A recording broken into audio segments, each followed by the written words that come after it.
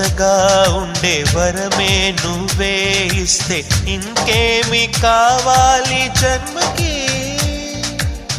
మచ్చలేని చంద్రుడిని మాట రాక చూస్తున్నా, వరస కాని బంధుని చొరవ చేసి అంటున్నా, ఇంకెప్పుడు ఒంటరినని అనరాదని, నీకు సొంతం అంటే నేనేనని. కొమ్మ కొమ్మ విన్నావమ్మ కోయిల వస్తుంది, వస్తూ వస్తూ తనతో వెన్నెల వెలుగులు తెస్తుంది.